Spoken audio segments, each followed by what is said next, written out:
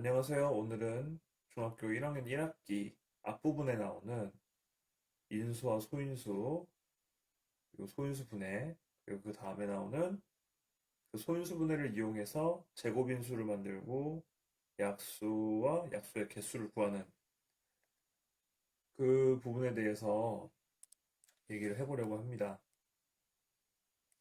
일단 여기에 대해서 무슨 할 얘기가 있는지 궁금하신 분들이 있을 텐데, 일단 인수가 뭔지, 인수가 뭔지, 소인수가 뭔지, 소인수 분해가 뭔지, 아니면 뭐 제곱인수 만들고,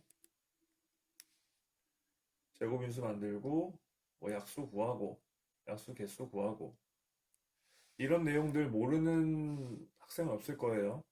그러면은 여기서 뭐 배울 게 뭐가 있겠느냐 생각을 할 수 있는데, 일단 한번 볼게요. 우리가 특히 이 약수의 개수 구하기 부분에서 좀 짚고 넘어가면 좋겠는 부분이 있어서 이걸 좀 해보려고 하거든요.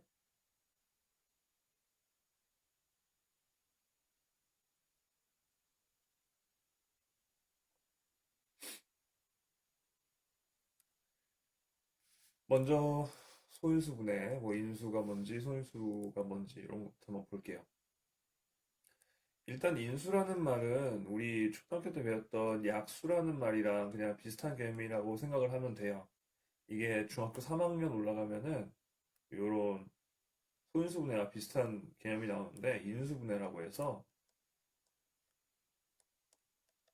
인수 분해라는 뭐 비슷한 개념이 나오기는 해요. 근데 쌤이 봤을 때는 약간 숫자면은 약수라고 부르는 경향이 있고 어떤 숫자거나 아니면 식이면 어떤 식이면 인수라고 부르는 경향이 있는 것 같은데 뭐 이거에 대해서는 나중에 배우게 될 테니까 그냥 약수 정도 약수 비슷한 거 그런 거라고 생각을 하면 되겠습니다. 그럼 소인수는 뭐냐면은 우리 앞에서 배웠죠. 소수라는 개념이랑 인수라는 개념이랑 뭐 합친 거다. 뭐 다 알 거고요. 그러면 이게 뭐냐? 인수인데 인수인데 소수인 거. 어떤 수의 인수 중에서 소수인 거를 이야기를 하게 되는 거겠죠. 그럼 이제 소인수 분해라는 거는 어떤 숫자를 인수들의 곱으로, 네, 1보다 큰 자연수를 소인수들만의 곱으로 나타내는 거라고 나와 있어요. 여기 보면은 뭐 두 가지 방법이 나와 있고요. 방법 여기 있고, 방법 여기 있고. 자, 중요한 건 그래서 결과가 이거라는 겁니다.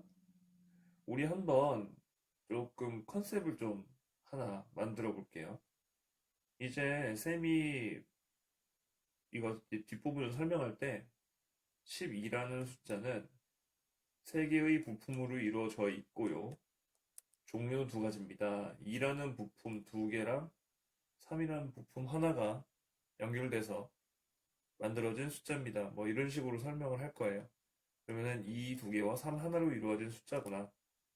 이런 식으로 이번 강의에서는 이해를 하고 따라오면 좋을 것 같아요. 이제 본격적으로 쌤이 하고자 하는 부분에 왔는데, 일단 요 약수와 약수 개수 구하기라는 쪽을 한번 살펴보고 싶어요. 자, 예를 들어 보겠습니다. 뭐 아까 12는 했으니까 18 한번 해볼게요. 18이라는 숫자는 어떤 숫자냐, 뭘로 이루어져 있느냐, 구성이 어떻게 되느냐, 뭐 이런 거를 알기 위해서 우리는 소인수 분해를 하죠. 여기다가 간단하게 계산해 볼까요? 18이라는 숫자는 뭐 그냥 2로 나누면 9, 9는 3으로 나누면 3. 주의해야 될 건 여기서 나누는 숫자들이 다 소인수여야 한다는 거죠. 이걸 무슨 18을 소수도 아니고 그냥 인수인 6, 3. 그리고 18은 6 곱하기 3이구나. 이런 식으로 하면 안 된다는 거예요. 여기 나누는 숫자들이 꼭 소인수여야 합니다. 그래서 이 숫자는 이 하나에 3 두 개를 이루어져 있구나. 근데 이제 아까 부품이라고 그랬죠. 이게 무슨 기계의 부품이라고 생각을 하면 돼요.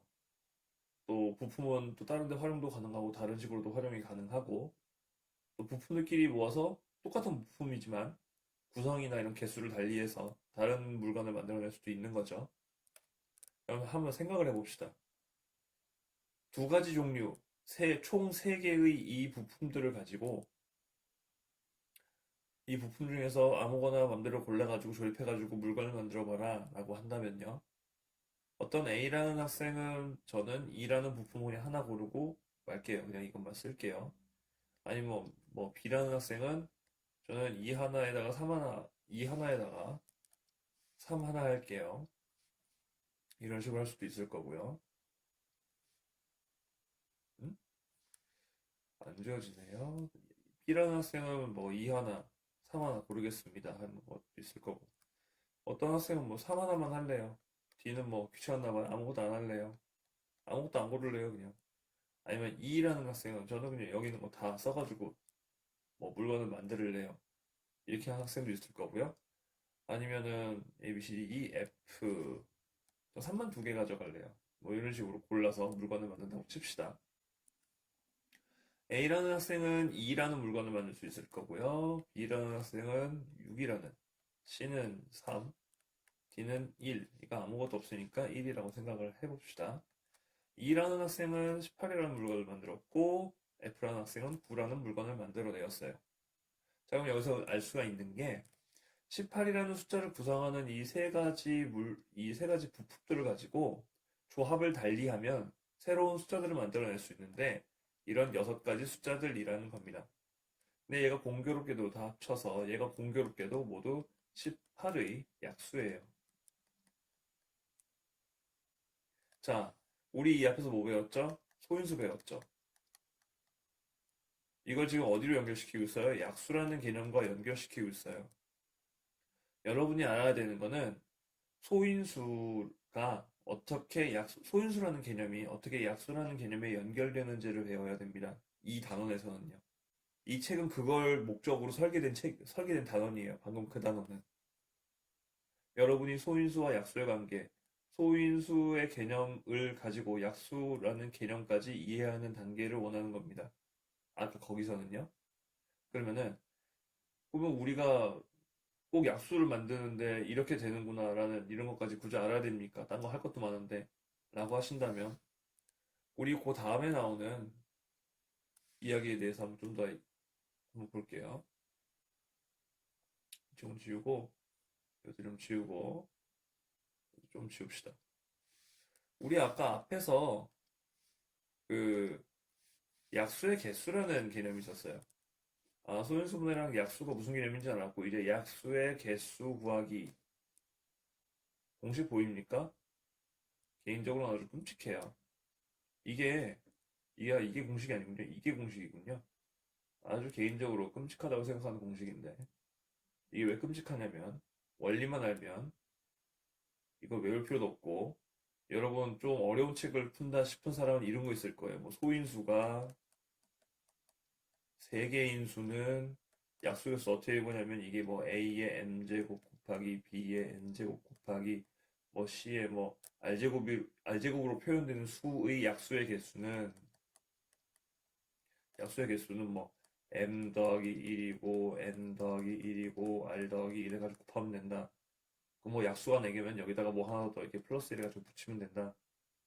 이런 걸 봤을 텐데 원리를 알면 이거를 외울 필요가 전혀 없는, 아니, 외우면 안 되는 공식이에요. 여러분, 수학을 공부할 때 가장 실패하기 좋은 방법은 외우는 거예요, 수학은. 그러니까 뭐 기본적으로 외워야 되는 게 있긴 하겠지만, 조금, 최대한 덜 외우는 방법으로 공부를 하는 게 좋습니다. 여러분은 이 공식보다요, 여기 있는 표에 좀 주목을 해야 돼요. 18은 이렇게 소인수분해가 되고 그 소인수들로 해서 이런 표가 만들어지고 그래서 여기에 있는 6종류의 약수가 만들어지는구나에 대한 이해를 해야 되는 겁니다. 이 표를 이해하기 위해서 쌤이 알려줬던 게 이거예요. 이 숫자의 부품들을 조합하면 이러한 약수들이 나온다. 자, 생각을 해봅시다. 이제 표를 본격적으로 해석을 해볼게요. 약수를 만들려면 소인수 중에서 이렇게 맘대로 랜덤으로 랜덤 픽해가지고 고를 때마다 이제 새로운 약수가 생겨나죠. 그럼 우리 한번 경우의 수를 한번 생각을 해봅시다. 경우의 수 2학년 2학기 마지막 부분에 나오는데 아직 배우진 않았어도 그냥 경우의 수라고 하는 거 보니까 아 이런 저런 경우가 생길 수도 있구나 이런 걸 생각해 보는 것 같아요. 그죠? 말 자체는 이해 뭐 쉬우니까요. 어떤 경우가 일어날지를 한번 생각을 해볼게요. 자, 우리는 2라는 숫자와 3이라는 숫자를 조합해서 약수를 만들어낼 겁니다. 우리가 여기 하나 있는 2라는 부품 때문에 우리에게 몇 가지 경우의 수가 생기나요? 이건 보면요. 이렇게 나눌 수 있어요. 이 6가지 약수들을 이렇게 나눌 수 있어요. 이거, 이거, 이거와 이거, 이거. 지금 뭘 기준으로 구분을 했냐면요. 이를 사용한 숫자와 이를 사용하지 않은 숫자들로 구분을 한 겁니다. 우리는 이 하나 있는 이라는 부품 때문에 두 가지 경우가 생기는 거예요. 이를 골랐다. 이를 안 골랐다. 우리는 약수를 만들 때 이를 고른다와 이를 고르지 않는다라는 두 가지의 경우를 맞이하게 되는 겁니다. 그럼 이제 이 3에 대해서 생각을 해볼게요. 3이라는 부품이 두 개 있음으로 해서 우리에게 몇 가지 경우의 수가 생깁니까? 3을요, 안 고르거나, 3을 한 개만 고르거나, 3을 두 개만 고를 수 있는 그런 경우의 수가 생기는 거죠. 그럼 이 시점에서 한번 살짝 수정을 한번 해볼게요. 사실 이거는 이렇게 쓰면 안 되고, 이렇게 쓰면 안 되고요.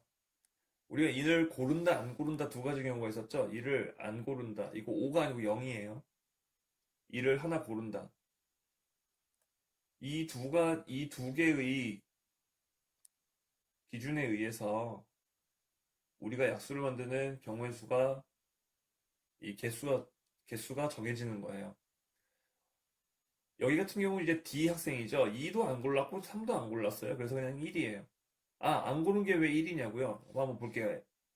예를 들어서 요거 봅시다. 여기 있는 칸은 2를 한 개 고르고 3을 고르지 않은 케이스, 즉 A 학생이에요. 2를 한 개 골랐어요. 지금 여기 보면 약수를 만드는 과정이 곱하기라는 걸 알 수 있습니다. 곱할 건데 2를 한 번만 곱한 거예요. 어디에 곱해요? 1에 곱한 거예요. 이거 사실 원래 있던 1과 거기다 2를 하나 곱했다 이런 식으로 이해를 하는 거고 얘는 원래 1이 있었는데 거기다 아무것도 더 이상 곱하지 않았다. 끝. 그래서 1만 나온다. 이런 식으로 해석을 해야 됩니다. 이 A 학생 같은 경우에요. A 학생 같은 경우는 2를 하나만 고르면서 2라는 약수가 생성되었죠. 여기 한번 볼게요. 여기는 3 하나 2 없어요. 3을 하나만 고르고 2는 안 고른 학생 C가 되겠죠. C라는 학생이 저런 식으로 부품을 골라버리면은 3이라는 약수를 만들 수 있고요. 얘 같은 경우는 3만 두 개 고른 F가 되겠네요. 그래서 9라는 약수를 만들어냈습니다. 여기는 2 하나 3 하나 B네요. B 학생이 만들어낸 6. 여기는 2 학생이겠죠? 2 하나 3 두 개 다 사용해서 만들어낸 18이라는 수. 됐습니까? 소수를 배우고 그걸로 소인수의 개념을 알게 된 다음에 그걸로 숫자를 소인수분해 하고요. 그 소인수분해하는 거를 소인수분해라는 개념을 약수에 연결시켜서 위와 같은 표를 만들어가지고 약수의 개수까지 우리가 머릿속으로 사고할 수 있는 그런 거를 목적으로 설계된 단원입니다. 사고라고 했죠. 여러분 아까도 말했지만 수학은 외우는 게 아니고 사고하는, 물론 다른 것도 사고를 해야겠지만요. 특히 수학은 더 그래요. 가끔 학생들이 묻죠. 선생님 이거 배워서 뭐예요? 그럼 나는 그렇게 얘기를 해요.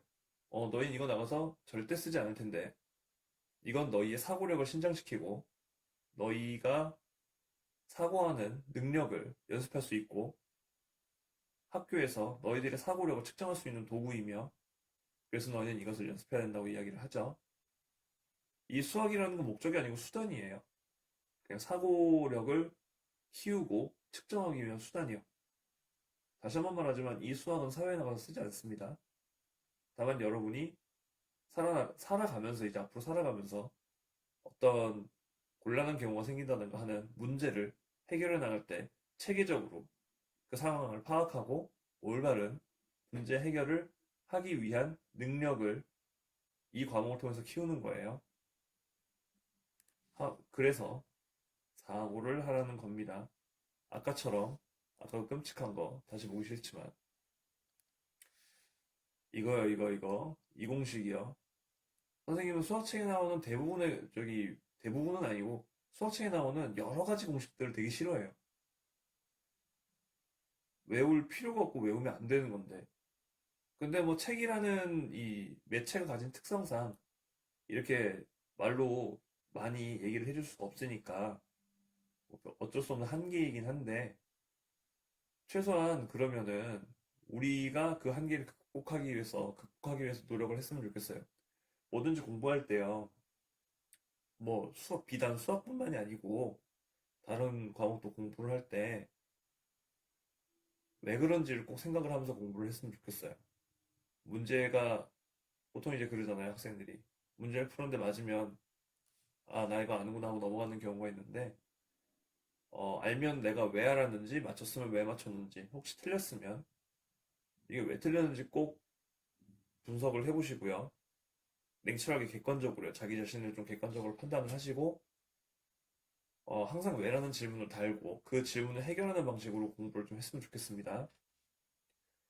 자, 이제 문제를 한번 풀어볼게요. 문제를 풀면서 쌤이 했던 얘기를 어떻게 적용시킬 수 있는지.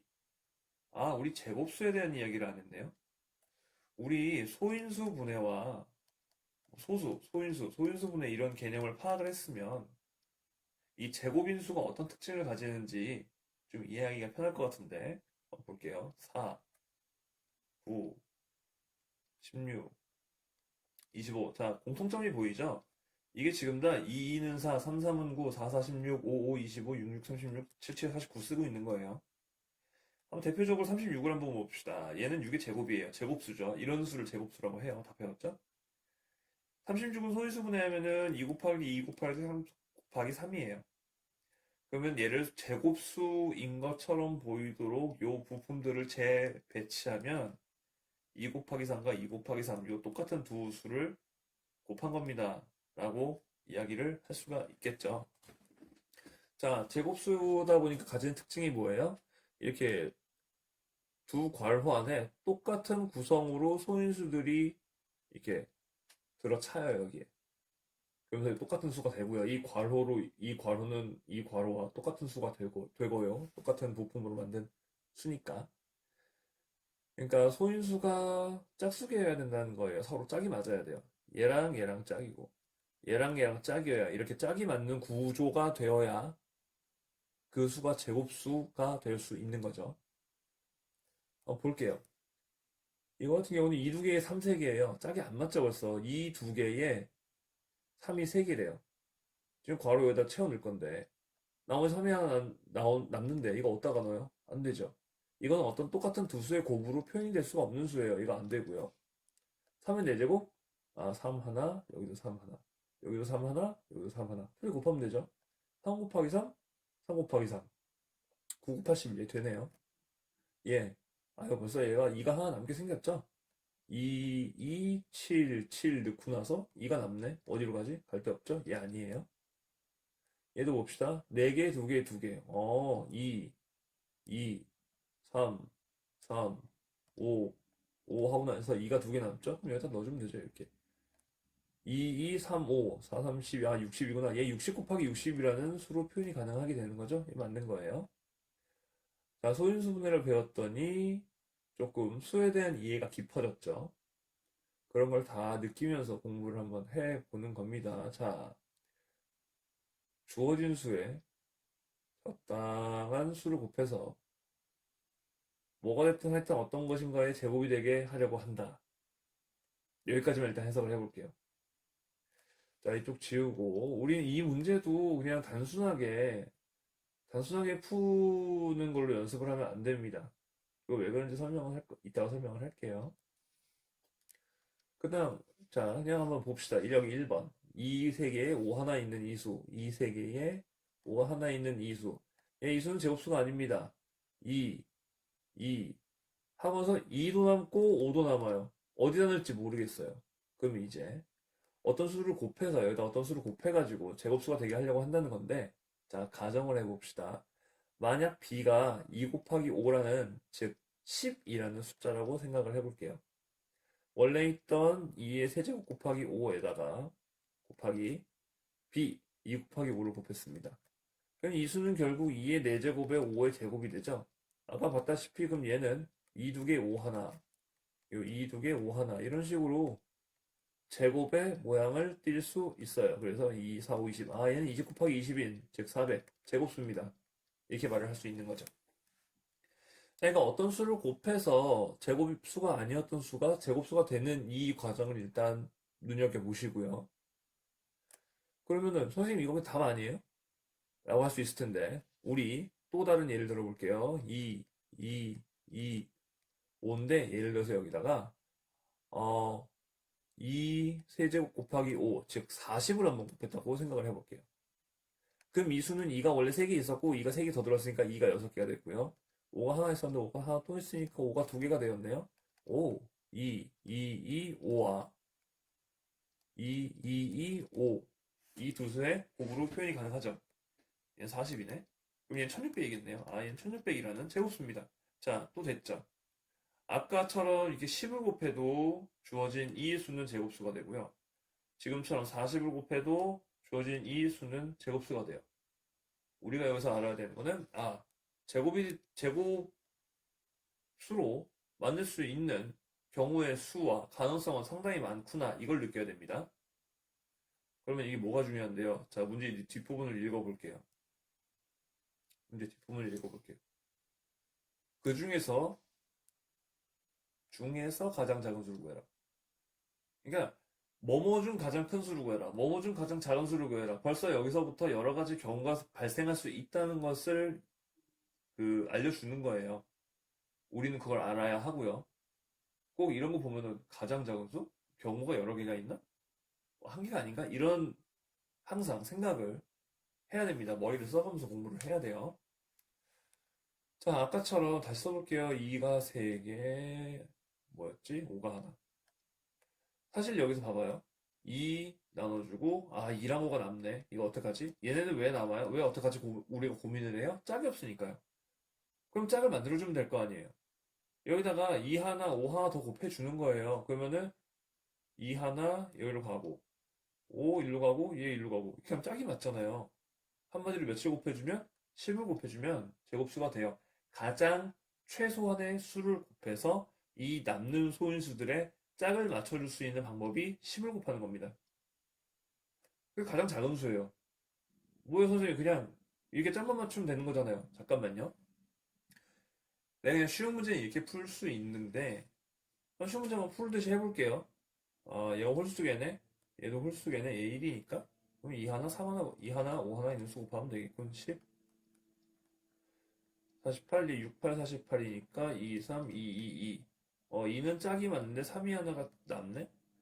맞나? 이거 16, 3 맞네요? 3이 하나가 남네? 그럼 3 하나만 더 곱해주면 되겠네. 60, 6 곱하기 10이니까 2는 짝이 맞고 3, 5 남으니까 그냥 15 곱해주면 되겠네? 얼마나 쉬워요, 그죠? 근데 이런 식으로 공부를 하면은 자, 이제 이 문제를 못 풉니다.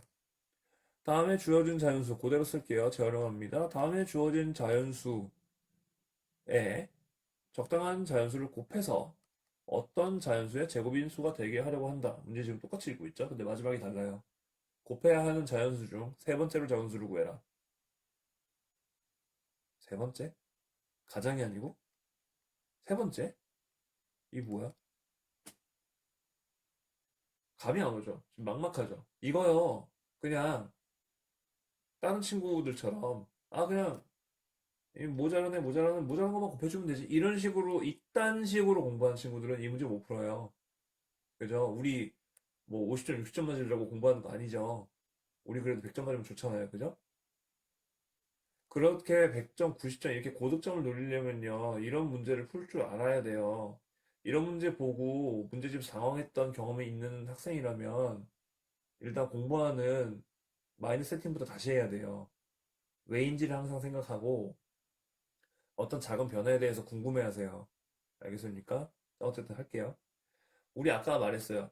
가장 최소한의 방법은 여기 남는 애들의 짝만 맞춰주면 되는, 즉, 2 곱하기 5만 하면 되는 거예요. 근데 우리 아까도 봤죠? 여기다가요, 2 곱하기 5에다가요, 이렇게 달려있는 수를 곱해도 그 결과물은 제곱수가 돼요. 또 있겠죠? 뭐, 이렇게 생긴 수에다가, 2 곱하기 5에다가 요거 붙여놓은 수를 곱해도 그 결과물은 제곱수가 돼요. 혹시 이해가 안 갔을까봐 보여줄게요. 이게 원래 있던 수죠. 거기다가 이 수를 곱했어요. 봐봐요. 짝 맞고, 짝이 맞고, 짝이 맞고, 그냥 지네들끼리 짝이 맞는 거예요. 사실, 없어도 되는데, 있어도 되잖아요. 이런 경우인 겁니다. 이런 식으로 경우수가 많다고 얘기를 했었죠. 뭐, 이런 식도 가능해요. 그럼 여기를 이런 식으로 이제 해석을 한다면, 아, 그래서 이게 제일 작구나. 그럼 이게 두 번째로 작은 거겠네? 그럼 이게 세 번째로 작은 거겠군. 이라는 상식적인 결론이 나죠. 정상적으로 초등학교를 졸업한 친구들이라면. 그럼 뭐 다섯 번째로 작은 수 구해라? 이거 구하면 되는 거예요, 그냥. 됐어요? 여러분, 문제를 뭐 하나 풀고, 뭐 좀 단원 하나 공부를 할 거면 하더라도, 좀 이렇게 깊이 있게 여러 가지 문제를 해결할 수 있도록 다방면으로 공부를 해 놔야 돼요. 아유, 지금 문제 풀어가지고, 지금 나는 뭐, 난 지금도 뭐 100점 나오는데, 뭐 초등학교 때 뭐 100점 나오고, 맨날 올백이었는데. 네, 알았어요. 그냥 중학교 가서 저기 1학기 중간고사 한번 폭망하고 나서 봅시다. 네. 이건 뭐 본인 선택이니까요. 중학교 공부랑 초등학교 공부는 완전 결 자체도 다릅니다. 접근 방식도 다르고요. 조심하세요. 자, 마지막으로 요거 한 번만, 요거 너무 쉽다. 요거 한 번만 하고 넘어갈게요. 끝낼게요. 이것만 하고. 이게 8이고, 9네. 이거 72인가 봐요. 72인데, 얘는 2가 3개 있고 3이 2개 있는 거예요. 아까도 말했죠? 랜덤 픽으로 막 고르면 약수가 툭툭 튀어나오죠. 예를 들어서 2 하나, 2 하나 이렇게 3개 고르면은 뭐 2, 4, 3, 10이라는 약수 튀어나오고 이렇게 되는 건데 이렇게 되는 건데 이제 경우수를 따져볼게요.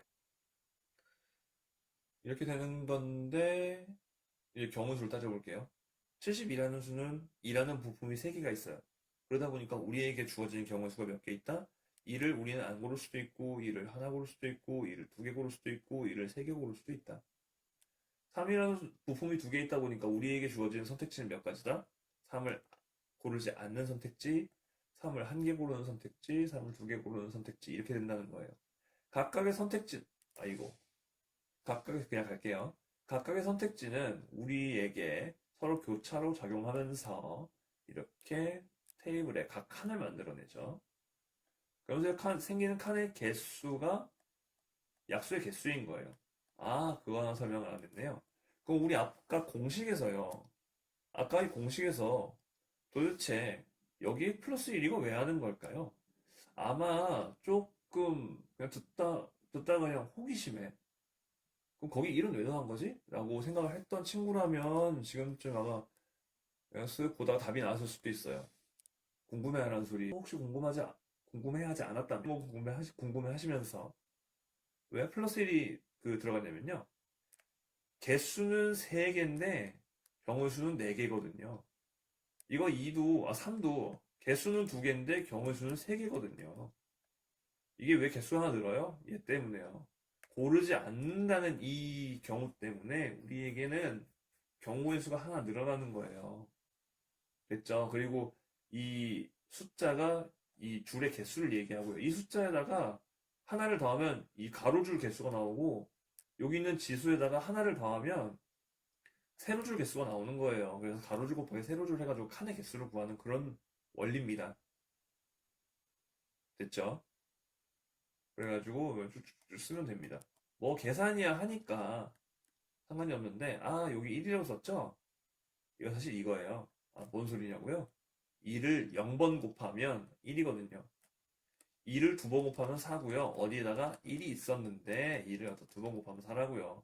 근데 이를 한 번도 안 곱하면요. 그냥 베이스 1에서 그냥 더 이상 곱하지 않는 거에서 멈추는 거예요. 그래서 모든 수, 이런 원리로 1000이라 할지라도 영제곱은 1입니다. 아직 안 곱했으니까. 모든 수의 영제곱은 1이에요. 자, 추가적으로 요거 하나 알아두시고, 이거 원래 고등학교 때 나오는 내용인데, 뭐 지금 알아도 상관없죠. 자, 수를 약수로 보여. 자, 이렇게 해가지고. 네, 뭐 여기까지입니다. 쌤이 잔소리가 무지막지하게 많은 편인데, 좀 이왕 하는 김에 한 번에 제대로 했으면 하는 마음에서 좀 말이 좀 많았어요. 일단 이 단어는 이런 식으로 공부를 하면 되겠고요. 이 부분에 대해서 이해가 안 가면 선생님이든 뭐 친구든 누구한테 한번 물어보세요. 근데 물어보면서 요거 하나 잘 살펴보세요. 공부를 잘하는 친구한테 물어볼 거 아니에요?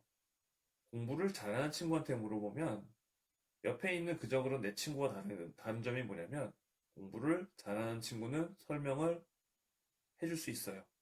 잘한다가 아니고 설명이 가능해요. 이게 왜 그런 거야? 이건 이렇기 때문에 이렇게 되는 거야 라고 설명이 가능한데 그냥 공부 좀 그냥 그렇게 하는 친구들은 물어보면 이거 그냥 이거 이렇게 풀면 돼. 왜? 몰라 이렇게 푸니까 풀리던데? 이런 식으로밖에 대답을 못 합니다. 왜? 깊이 있는 이해를 하지 않았거든요. 그냥 책에 있는 공식만 보고 문제 풀었거든요. 문제야 맞죠. 그 문제가 조금만 비틀어지는 순간 공부 얕게 한 친구들은 다 무너집니다. 그래서 그런 식으로 좀 구분을 할 수 있겠어요. 그러면서 타산지석 삼아서 나는 저렇게 공부하지 말아야지. 공부 잘하는 친구한테 물어봤을 때 그 설명해 주는 모습을 보면서 나도 저렇게 공부를 해야겠다. 좀 이렇게 마음을 다잡는 계기가 되었으면 좋겠습니다. 이번 단어는 여기까지고요. 다음에 또 공부하기 좀 까다로운 단어 있으면 갖고 와서 같이 얘기해 볼게요.